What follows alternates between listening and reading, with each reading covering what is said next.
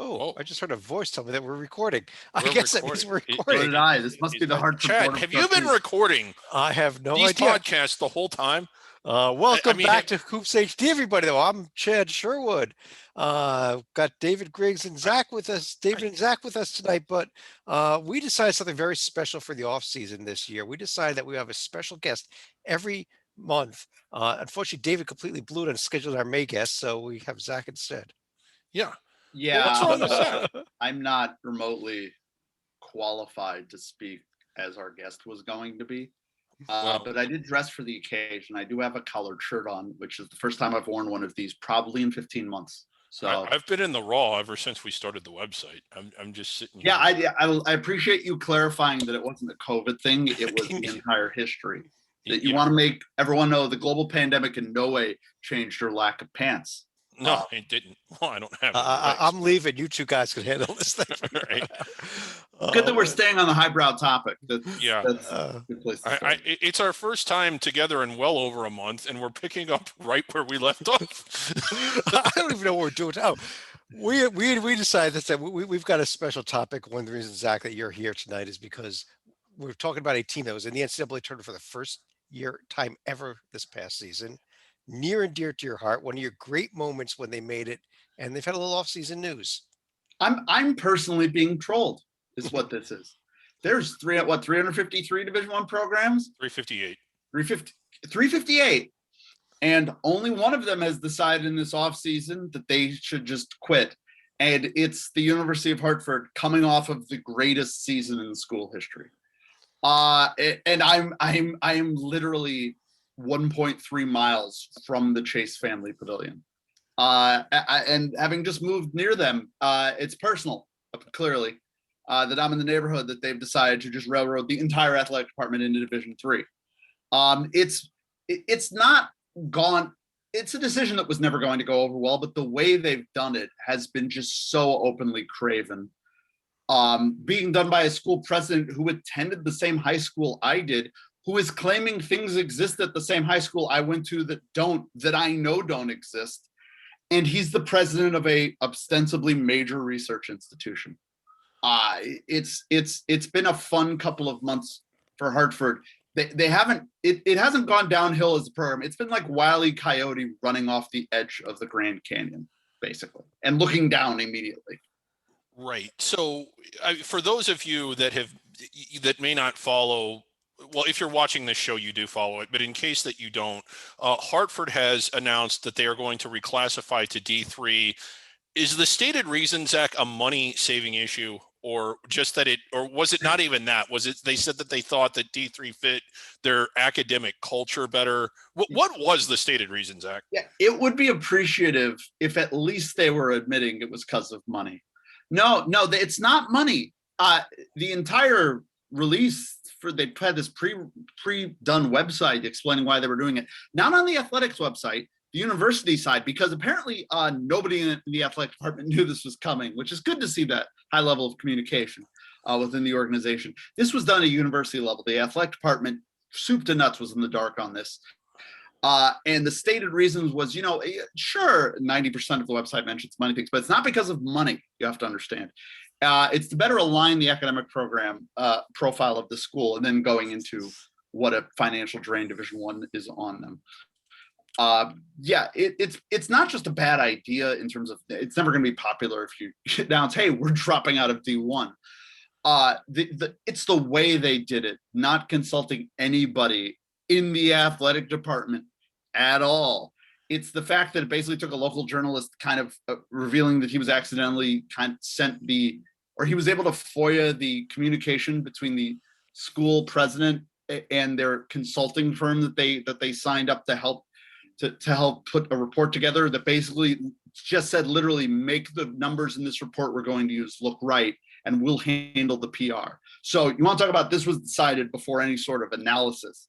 This is very different than there are other schools that are currently undergoing this kind of research process. COVID's obviously been a huge financial burden on the entire world, and we know that athletics runs a deficit depending on the funny ways they do economics basically everywhere with accounting. So schools like UC Riverside and Eastern Washington, specifically have had these sort of studies been going on the last 12 to 14 months. The difference is the University of Hartford is the only one that we know of where the president of the school said, you just make sure that it justifies it financially so that we can do this ahead of time. That's not the best way to spin it, I would think. Right. Zach, here's the exact quote from the Board of Regents Chair, David Gordon, talking about the move down. He says that a move to Division III will allow the university to further strengthen the academic, co-curricular, and wellness experience for all students. While we know this decision will disappoint some members of our community, we remain confident that this shift is in the long-term interest of the institution and all its students. As we transition to this new model for intercollegiate athletics in the coming years, I am energized by the opportunities we will have to support the success of our students, including our student athletes. It's nonsense. It's nothing. It's BS and crap. It's total crap, and there's no basis for this at all. It's going to be by 2025, so they have a few years to undo this still. At least it's all good news. In addition to the other problems, they had the audacity to in their state that not only is this in no way a reduce in athletic prestige going to Division III. I don't know why people would think going from Division I to Division III which is not scholarship. I don't know if it's. I don't know if the name might have some role in that. It's some sort of bright giveaway that it is. But they also tried to do it as a, how dare you claim that Division III is not. They tried to do the false equivalence that like, they're trying to claim that in no way is Division III like a lower level of athletics, which is wrong. It's a gaslighting report. It really is. I know that term's been used a lot in this country the last 4 years, especially. Okay, and when you try to make those kinds of insinuations, you really are insulting everyone's intelligence. Right. No sensible, reasonable person is going to believe that. So essentially what you're doing is slapping them in the face, whether you mean to or not, or realize or not. Now, we're going to be talking a lot about this throughout the year, not just tonight. Honestly, probably for the next 4 years, David, because it's probably going to be 4 years till they really get really down there. But right. So, I mean, if we don't get to everything tonight, and tonight we're not even really going to get into that many specifics as per Hartford, because we don't know them yet. We're going to speak more in generalities of programs that have transitioned down, what it really means, what money might be saved, not specifically to Hartford, but just in general. One of the things that you mentioned was the university president. It's Gregory Woodward is his name. He's been taking a lot of heat for this, and understandably so, deservedly so. But one more question I have for you, Zach, is do you think he was the one that spearheaded this, or do you think that it goes back? He's only been in office or in that office since 2017. When he was hired, do you think the board of trustees or the board, this was something they wanted done by the new president? Or do you? I think it largely was the board, but I mean, you say only 2017, but it's such a. I think that's enough time where we can safely say this was something that he came in, and when he got that job, if financials were an issue and declining enrollment, he was probably one of the people going, one way we could do it is if we don't spend so much on sports. And what's interesting at Hartford is that this is a school that in the last 10 years has spent a ton of money upgrading all the Olympic sports facilities. They're all new. The baseball field is new. The University of Hartford is where Jeff Bagwell, who's in the Baseball Hall of Fame, played college baseball. The field hockey, or not field hockey, I'm sorry, the soccer and lacrosse complex has been redone, and the University of Hartford's been very successful in soccer and lacrosse. The University of Connecticut doesn't have a men's lacrosse program. The University of Hartford does. They have they have a very good soccer facility in terms of America East, what they're in for the league. They've put NCAA golfers on the PGA Tour. So there are athletes that have gone there and gone on to have success at the highest level of athletics. That's not the reason for it. But I'm saying this isn't like, just no offense to them, Tennessee Tech.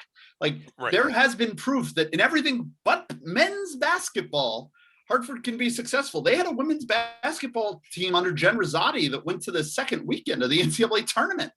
And everything but men's basketball had been successful. And ironically, everything but men's basketball had a facilities upgrade. The Chase Family Pavilion is a a nice facility, but it is older. It's wooden benches, but it's not falling apart. It's a much better facility than what Central Connecticut State has in New Britain in terms of Dietrich. So like, it's not a modern amenities facility, but it's a nice, fine, functional facility.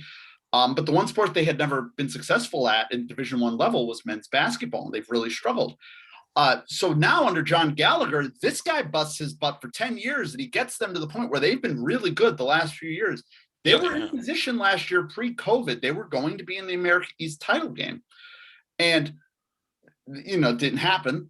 They were in the weird limbo where the America East tournament had finished before the final. The final was going to be the next Saturday, and the world fell apart that Thursday. So they never got their chance. They were going to be the road team and the underdog, but they were there. And that's why it was so amazing this year that they got through that disappointment, and they freaking won the thing, and they made the NCAA tournament. They play all right in their one game. And John Gallagher's built this thing on the idea of the neighborhood. He's gotten buy-in, and it's really hard to get buy-in at a program that's never been any good and doesn't draw a lot of fans. And you got local enthusiasm, and it's never been higher in terms of your team goes to the NCAA tournament. And meanwhile, the entire time, Greg Woodward and the board of trustees were working with this Car Sports Consulting and telling him, Sports, yes. Can you come up with this report and show that we need to get out of this because we're losing money and make money the reason? We'll handle spinning it so it's not money. And that's why people are so mad. It's not just the decision. The decision will make people mad. It's things like I said, it's telling people, oh no, Division III is fine. Division III is in no way. How dare you say Division III athletics is worse? No, it's not because of money. That's why it's so much worse, because they're acting. If they had just said it was money, people could have come out and raised money. Or if they couldn't, you know what? It's money. But they're acting like it isn't the reasons that are obviously the cause. And that's, as you said, David, so insulting. And that's what's got people pissed off. Right. You mentioned Car Sports. Let's get to them real quick. This is the same group you might remember, at least I do. I think you all do too. Back in 2014, they recommended that UAB cut its football team and two other teams. I want to say it was rifle and bowling. And the report that they put out was laughable. It was decimated. Our good friend Andy Schwartz, who I know who follows us and who's been on the show, wrote some articles for, I want to say it was Vice. If I got the right website wrong, I'm sorry. That basically just thrashed this thing. And it just kind of makes me wonder, this kind of feels the same over again, similar to what we saw at UAB, to where there was a desired outcome that they wanted to work backwards from. They hired Car Sports to sort of work backwards from that and come to the conclusion that they already wanted. And the problem is the numbers just don't make any sense. They don't add up. And a lot of what they're saying really is, if it's not a lie, it's a false insinuation about how much money they're actually saving and what it really means. Is that a fair? I don't know. What are your impressions of Car Sports? Mine are not very good. Well, and David, I think you made a great point there. Car Sports, look at what their track record is. UAB, what that lasted? It lasted 1-2 seasons, and suddenly UAB not only brought football back, they realized they made a huge mistake by getting rid of it. And you look historically, I mean, there have been a few programs that have dropped out of D1. Savannah State recently, Winston-Salem State, who barely completed a transition and then dropped back down. And these were teams that really, really had no money, not anywhere close to where Hartford is. Another school I think about is New Orleans. If you remember them, about 10, 12 years ago, they decided to drop down to D3. It lasted about 2 seasons, and they came running back to D1 also, and because it was a mistake. They had Katrina happen. I live in West Hartford. What? Did Target run out of slacks? Like, come on. There's no issue like Katrina here. And another thing, speaking of the brilliant Car Sports history here, so some of the Hartford basketball boosters, not thrilled, got together. They were able to reach out to Andy Schwartz, nationally heralded economist, to take a look at the Car Sports report, the one that you mentioned. You found just a little error in this entire thing, small thing. So they cited the cost of Division I, a Division I program, in terms of financial aid, would be they were off by $6.2 million because they counted things twice. They double counted it. They claimed that a Division I program cost $6.2 million when it costs $3.5 million. The reason being that they when they talk about it costing $2.6 million to run a Division III program, they forgot to factor the idea that if it costs you $2.6 million to operate a D3 program, you're not going to get $2 million in athletics revenue or an ESPN TV deal. Shockingly, Car Sports thought that if Hartford was in Division III, they would still get the full money of an America East TV deal for a conference and a division they're not in. Oops. It's stunning. And God knows how much money went into this consulting firm, which is run by former UConn disaster AD Jeff Hathaway. So he has a history. God, is it really? Yep. Lord. He has a history of failure in this state. Yeah. By the way, he was the AD at the same time that UConn was going hammer and tongs with the NCAA, and Walter Harrison at the NCAA, who at the time was the president of the University of Hartford. So this is a school that had one of the most influential academic leaders in Division I as recently as 2017. I did not realize that. Walter Harrison, and who tried to kill UConn on APR, but still, that's somebody who was very invested in Division I athletics. And at the time he left, they had a $27 million surplus as a school. And now they have a board of trustees and a president trying to get them out of Division I on a stupid report put together by a horrendous AD from the biggest program in the state. It's an incredible confluence of events. It's truly incredible. Yeah, let me list a couple things, and Andy Schwartz could probably speak to this better than I could. And again, this is not specific to Hartford. This is in general. When you hear something like it cost $6.5 million to run a Division I athletic program without major football, or when you hear one of my favorite, there's only 13 or 10 or 20 or 15 or 8 or 7 or whatever the number is this week, athletic departments that make money on athletics. Let's start with that. There's 358 schools, and all but like 10 of them lose money on athletics and departments. Notice that they say that it's the athletic department that loses money and not the institution, because whether you are spending $6 million or $60 million, the vast majority of spending, not all of it, but the vast majority of it is money spent within the institution. The expense of a scholarship, for instance, is money that the athletic department spends and loses, but it's money that they give to another entity on campus, the general fund or whatever. Meal plans, money that you spend and lose as a department, that's not campus money. So like if you're spending $60 million, which is way, way more than what Hartford's spending, they're at 6.3 million. How much of that 6.3 million is being spent at Hartford? It's a lot. It's way more than half. The money that leaves the campus is coaching salaries, travel, equipment. There is money that does leave the campus, but way more than half of it at Hartford or anywhere else, this is a general statement, is money that does not leave the campus. So can you say the institution is losing money when they're writing themselves a $50,000 check to cover a $50,000 scholarship? So Hartford's currently in America East. The Yes. longest trip in the conference is Maine by bus. It's not. They're not. They don't have the only places they're flying to is when the basketball team's getting a 6-figure check to get their brains beaten. Not as much anymore now that they're good, and that's a thing you do to make money. So don't give me travel costs. They didn't factor in the Carter report that there's a $1 million exit fee due to America East for leaving America East. I think that would have been mentioned. They don't even factor in the fact that the Under Armour deal they have will be significantly reduced. Zach, the Carr report does say you should pay the America East exit fee. It does say that. It doesn't say what it is. So But I'll give the Carr that. I've been reading it, so yeah. This is the sort of thing that makes people mad that I was referencing. They acknowledge that there's an exit fee and that they should pay it, but they didn't factor that into the financials. They don't even mention the number. No. Yeah. What? I would rather they just forget. This is them saying we know there's one and we don't care, and we're just going to ignore it in the math, which is so insulting. They ignore the fact that like the trainers right now have a deal with Hartford Healthcare, and you know why they have a deal with Hartford Healthcare? Because Hartford Healthcare gets free PR because there's a Division I team using their trainers. I don't think Hartford Healthcare is going to be geeked up to get free PR when they're playing Colby in Division III.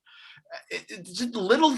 They're not little things. These were like obvious things that they didn't think about, and it's really scary to not even think about the fact that, oh, we wouldn't get the TV money. Like when you're doing the report, they're a consulting firm that works in college athletics that didn't think about a television contract. Well, let me ask you this. Well, I don't know. There's one of two possibilities. One is that they're incompetent and they didn't think of obvious things like that. The other is that they did and they're just not honest. If you read the report, I mean, it's really, I mean, they spend half the report, the Carr report, talk about how wonderful the CCC and the Little East Conference are, and these conferences that, guess what? Nobody, not even I before tonight, had ever heard of these conferences. So don't tell me that oh, this is a wonderful choice here, and your student athletes are going to be thrilled to go and play in the New England Men's and Women's Athletic Conference. No, it's not. Well, here's the other thing. Like the ball's on them to just talk about that. Like the Little East knew about as much about this as I did. Just assuming they're going to get into the Little East, that this and the Little East won't take them. Yeah. Like, that is a good point. Because to reclassify at least up to one, and I got to be honest, I'm ignorant about classifying down. Do you need conference affiliation? Coming up to one, you do. Well, I'll tell you that the Carr report's numbers are a little bit interesting too, because they show the current Hartford budget at about 15 million, total athletic budget around 15 million, which is, I think, second to worst in the America East. Very low athletic budget currently. Yeah. Their projected athletic budget at any of these D3 conferences will be twice the highest of any of these conferences. I don't know, these conferences want somebody with that much money. Didn't St. Thomas just get thrown out of their conference because they were spending too much money and they had to go up to D1? And there's also for me, it was the reality of, like, because it's easy to say, well, of course they'd want a team coming down from D1. It's good publicity. Maybe they don't. Maybe the Little East, like, the Little East is fine with its membership. They don't, like, what if they like the membership they have now? And adding a school is not a minor thing. Adding a school with twice the budget of anybody else in you, it means, you're voting for somebody who's going to beat you every year. Why would I want that in there? Why do I want the Yankees in my conference? I don't. I meant logistically, but your point athletically is a very good point. It's going to be really hard. Do you think, I'm pulling up the Little East now, and by the way, the Little East would be much more travel and much more of a pain in the ass than America East is, because you are going to Plymouth State, Castleton, the middle of nowhere, and you're going to two schools in New Hampshire, one in Maine and one in Vermont. And the Massachusetts schools, one of them is in Boston. So have fun with dealing with that. I honestly think it's more expensive to travel around the Little East than it would be in America East for them. But that's a really awkward. Well, the Commonwealth Coast Conference, the Little East has 9 teams. What if Castleton and Eastern Connecticut and Western Connecticut are in the league? They probably don't want Hartford in the league. And those, by the way, these are all, as my understanding, these are all public schools. The University of Hartford is a private institution. They are all public schools. I'll give you the Carr did recommend the Commonwealth Coast Conference as the number one choice, which would have probably less travel than the America East. I think they are more private schools, but still, it's still. Why would that 10-team conference want them? To get insanely into the weeds, I think the NESCAC is where it would fit best for them. Okay. But I'm aware that we are way in this. I mean, that's a best case. Oh, sorry. The NESCAC is where they want to go. That's the one with Bates and Williams and Truffs and Colby and Connecticut College. That's not happening. That is not happening. Right. So, that's part of this is, like, they want to go to D3 and they have no idea where. But they'll be fine. We'll have our pick of the litter. Like, and none of this process, the way it's been handled, I think, Drew, you think they're really going to be rolling out the red carpet to this organization to bring them into the board meetings? Yeah. And one of the things about this is that I don't know what the motivation was. I don't know who decided if they actually meant well, if it was just someone that, was all about D3. Like, I don't know what the genesis of this was, but it's been done stupidly, even if it was done with good intentions. And a lot of this was mishandled. The way they rolled out the Carr report, the way they tried to insult the intelligence of their supporters. And I don't think they understand the ramifications of the everyday person when they've been treated like this. How are your donors going to feel? How are your recent alums going to feel? Did you happen to notice that the president was booed off the stage at the graduation? At commencement? At commencement, left in the middle of the ceremony. Get ready for that to continue. Yeah, And if you were, we're going to One of start off the- being nice. one of the Realize big- that this is a mistake and work to rectify it. Like, because if you're in a leadership position at the university or at Hartford, realize that this isn't about you. It's about the people that follow you, and they're not going to follow you when you treat them like this. Is that a fair statement? Yeah, and I feel awful for the kids. I feel awful for the coaches who, The I coaches, feel yeah. awful for the athletic department who was in the dark on this. I mean, that they had, like I said, they did the audacity. None of this was posted on the University of Hartford's athletic website. I haven't checked lately. I don't think any of this has been put there. If you go to the University of Hartford's athletic website, it's like it's business as usual. This is completely at a university level being done and just cutting the legs off of these people who are just working as hard as they can to win in the America East. And you mentioned the donors.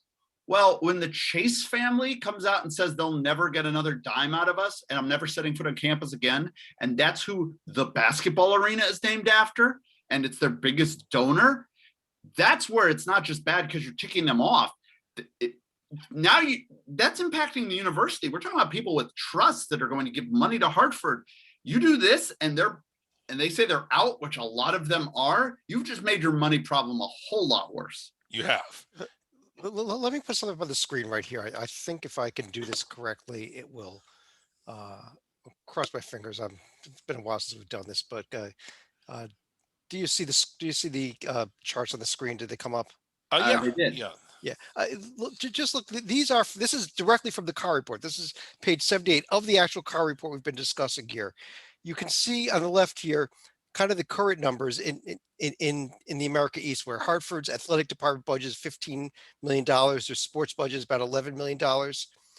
Under D3, they're projecting around $9 million and $5 million. About a $6 million difference there. The same $6 million error that's already been shown. In other words, they're going to save zero money by doing this. And they're going to lose potentially a lot more. So it's like, say what you will about cutting sports. This is like so much more aggressively bad. Like this is just, there was not even maybe they're going to cut some sports, which would suck. Nope. The whole thing, we got to cut the whole thing out. And you know why? Because all the sports are great and Division III is going to be great. And it feels like I'm in another dimension. And I haven't heard one voice come out remotely trying to be in favor of this. Like not one, forget me, the basketball fan. Of course I'm going to be against it. Like usually you're going to hear somebody like the academic faculty maybe come out and say, no, everybody agrees this is fucked up. I'm cursing, but I'm upset. It's so messed up. And I mean, it's been cool to see the level of grassroots organization among the athletes. The fact that the softball team went out there and like put black electrical tape over the name Hartford on the jerseys. The fact that the baseball team went out and threw a no-hitter like 2 days later was funny. And I know people who are attached to the baseball program, and they've been aggressively trying to fundraise, by the way, off of the NCAA tournament run in basketball for every sport, everything. Hartford was more than willing to utilize all the great things that a great men's basketball program in Division I gets you, and then say they can't have it anymore. Yeah, because this can be sort of a gravy train. You can send your coaches out on medicine shows really and raise money. And it's a great opportunity for anybody that makes the NCAA tournament that comes from an under the radar conference. And they just basically piss that away. Yeah, and this would have been an opportunity for them to raise a lot of money. And at a school that, quite frankly, it doesn't appear that they've had trouble fundraising in the past as far as their donors go. I know they're on the lower end of the America East, but you mentioned the basketball arena and you mentioned the donors they did have. We would have likely seen that increase had it not been for this. Yeah, they don't have any major facilities needs. Football's never a consideration, obviously. There's no, I mean, the programs are run well. The only one that was a joke was the men's basketball program, and John Gallagher has done an amazing job. You guys know what this is, and if you follow any sort of lower mid-major program, you have to be an evangelical pastor, basically, if you're a men's basketball coach at any of these schools. You have to make, I'll go back to Tennessee Tech basketball, the only living thing in your life. You have to go, you're pressing the flesh. You're going to any sort of freaking Lions or Kiwanis Club thing.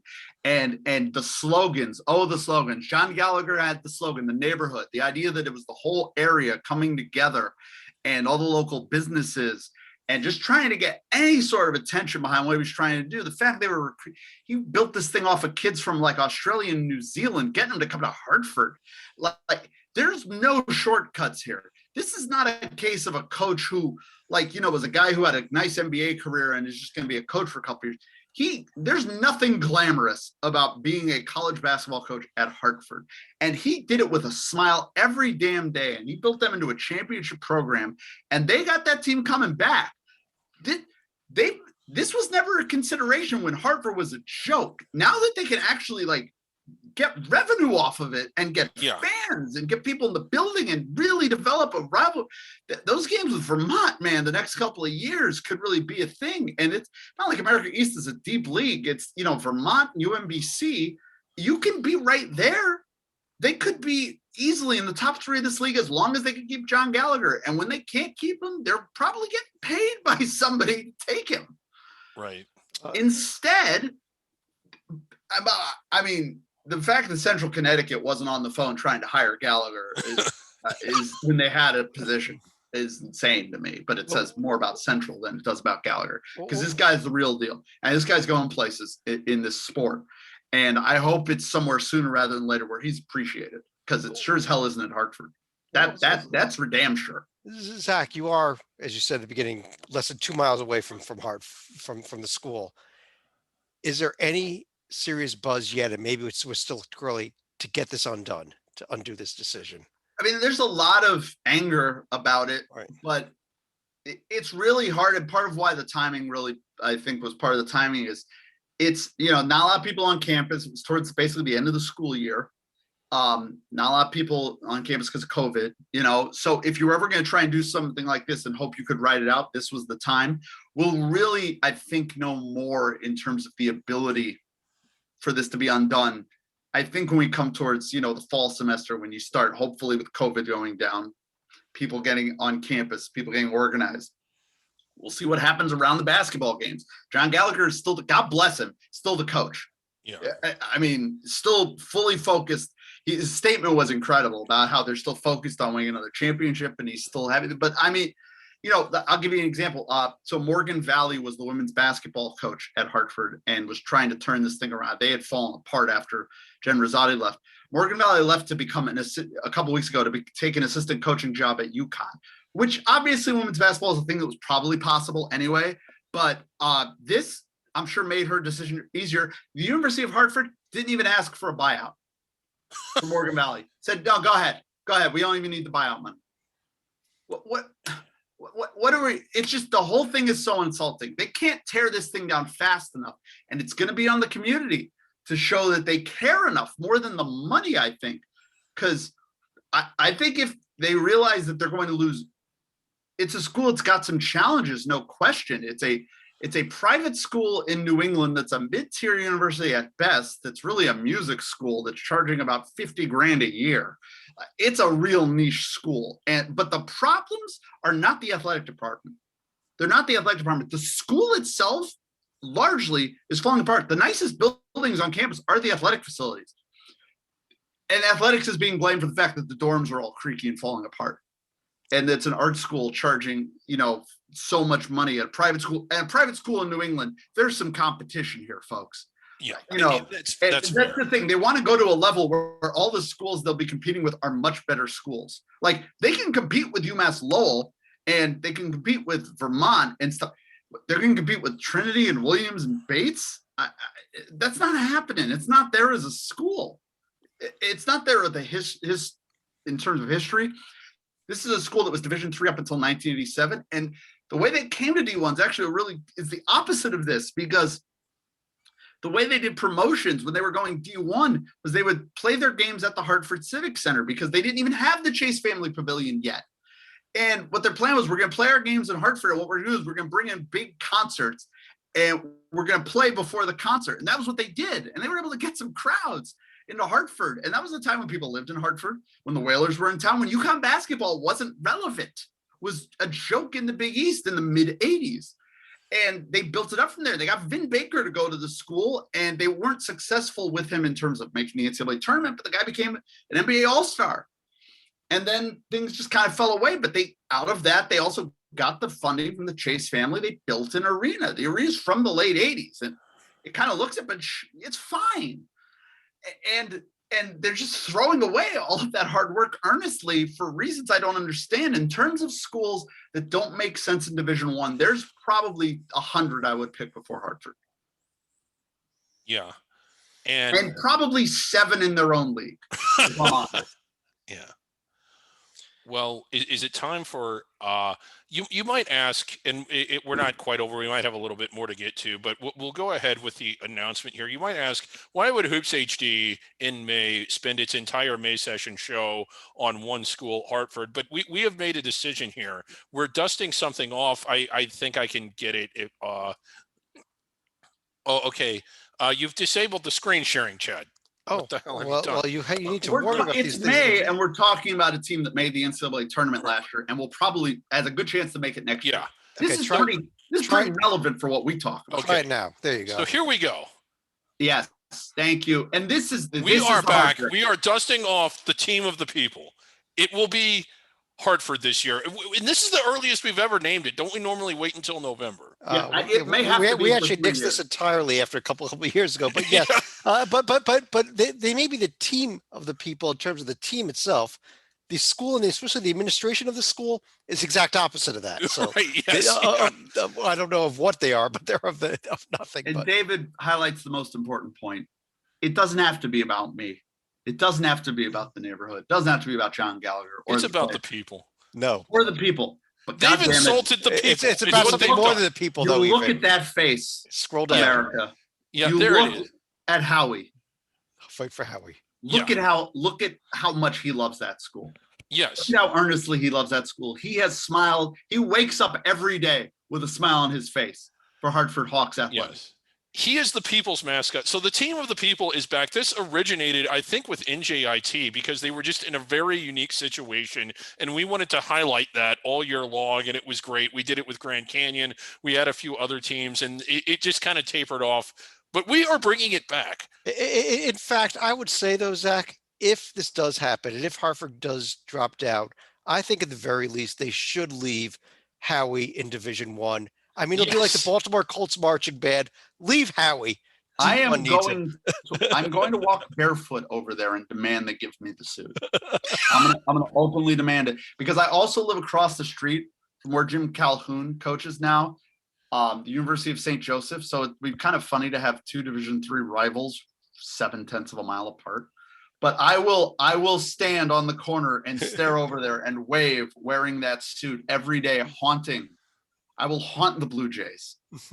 Yeah, great. I get a local D3 rivalry. It only took this shit show that, this was never, I went to America East semifinal games where Hartford beat Maine to make the second round and they stormed the court, winning like an 8-7 game. They have a team that wins and that was never a discussion then of dropping athletics. And they had a guy who was big in the NCAA in Division I. But now that they have a good basketball team, they want to light the whole thing on fire. Right. It isn't official yet. And I would encourage everyone that's invested in this and that feels upset with what's happened. The first thing I would say is that you should be upset. When your leadership treats you like this, you should be upset. Not only are they making a bad decision, they're making a bad decision with an explanation that's insulting to you. That should upset you. But I would also say, and I'm not going to get cartoonish about this, when we went for the Lopes waiver, we knew it wasn't going to happen. They knew it wasn't going to happen. We were just having fun with it. But this can happen. A lot can happen in 4 years. UAB is an example of an awful decision made for a selfish reason, for a self-destructive purpose that got reversed. You can reverse this. And the reason you can is because I think the facts are on your side. This is stupid, what they're doing. And the fact that it is stupid gives me hope that it can be stopped. Yeah. There are, And I realize a puppet is saying that, but I really do feel Well, that we've way. got to fight for Howie here. We really Yeah, do. There are and we will fight 340 for Howie. if we don't fight for him, there's nothing to fight for. Full Right, stop. yeah. As a society, quite frankly. Yeah. There's 345 athletes at the University of Hartford. 50 of them are on full scholarship. 50. Yeah. That means the other, check my math, 295 are paying full boat. So there's this misconception that because like the basketball team's all on scholarship, well, all the teams must be the soccer team. No. The Sports Center basketball split like 5 scholarships at most. Yeah. And everybody else is paying full boat. You think you're gonna be able to get that sort of enthusiasm to come play, Colby and Bates? Right. So from a scholarship standpoint, that's a good point, Zach. You're not saving 345 scholarships. You're saving 50. And what I'm guessing is more than 50 are on scholarship, but like there's 50 full scholarships that in your head count sports, obviously, which basketball is one of them, those are on full scholarships. But in your equivalency sports like soccer and baseball, you might have 10 different kids sharing 2 scholarships. Well, Yeah, I'll tell and you the what, good news is, as Drew said,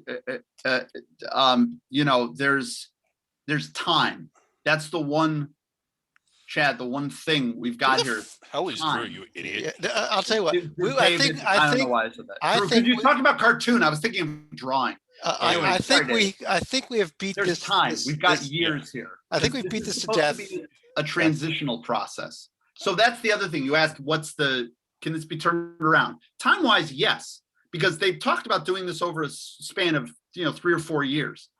And so they have time. And the good news is, not only hasn't this gone well for Greg Woodward, but a couple of small things on his resume that didn't check out. He said he played Division I men's soccer at Villanova. He did not. And he said his high school had an athletic hall of fame that he was in. It doesn't, and he's not. And I know because I went to that high school. I'll tell you what. So that's not gone well for him. And he I will think not be the president there very long at the rate this is going. Yeah. I think we've gone through this, and we're going to continue to go about it all year long. We'll talk about it probably for a couple of years now.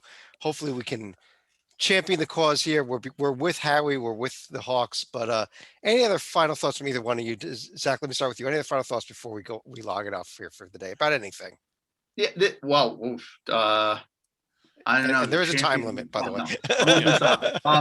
It's that we're going to see more of this in the next couple of years, as we know. And I want to give a shout out to Matt Brown, who runs Extra Points. It's an awesome Substack. It's all about the behind the scenes of college athletics in terms of like media contracts. He has a great FOIA database, and he's a great source for different schools that are talking about this. And if you want to be optimistic, Eastern Washington looked at this and they announced they're going to keep sports, and UC Riverside, somewhat surprisingly, announced they're going to keep sports at Division I. And both of those schools are in much more trouble financially and in terms of attracting students than the University of Hartford is. And it's helped highlight how absurd this decision is. So I'm just hoping for more good news, because unfortunately, there's going to be more schools looking at this. You mentioned 358 schools in Division I. That's a lot. And money has been so tight over the last year for athletic programs. So unfortunately, this is something we're going to have to go through for a lot of schools. And there are going to be more schools that will take Hartford's decision and will drop out, unfortunately. I just hope in those cases it's done with a little bit of tact or a little bit of consideration. And if at least we get that out of the Hartford situation, that these schools take into consideration not just the fans, but the athletes and the administrators, and try and make this horrendously tough decision with a little bit of humanity, then at least we can get that. You know who's still Division I? A team that school almost completely shut down, Chicago State. Yeah. They don't even have a conference after next season. They're still D1. And They haven't dropped down. The incoming class at the school is like 3 digits. Yeah. They can figure it out. Riverside can figure it out. Hawaii's on an island and they can figure it out. Hawaii's stadium got condemned and they're still playing major college football. David, any other Hartford, final you'll thoughts? be all right. You'll be okay. I don't think I can follow Zach. That was perfect. It's just that I will, so I can't follow it up, but I will echo it in saying that we are fighting for Howie. We are. They are the team of the people. It's back. The team of the We are people- sending Zach to games this year to interview people to get their take on what's I'm going gonna on. chain myself to the side of the Chase Yes. family pavilion. Yes. On that note, that I do want to thank everyone for joining us. We'll be back probably early for our June. We were very late in the month here for our May. Yeah. We'll be back maybe as early as next week with another special guest who maybe not quite as special as Zach, but we'll see. But on behalf of David and Zach, I'm Chad Sherwood. Thanks for joining us, and we will talk to you again probably in a couple weeks here. Save out.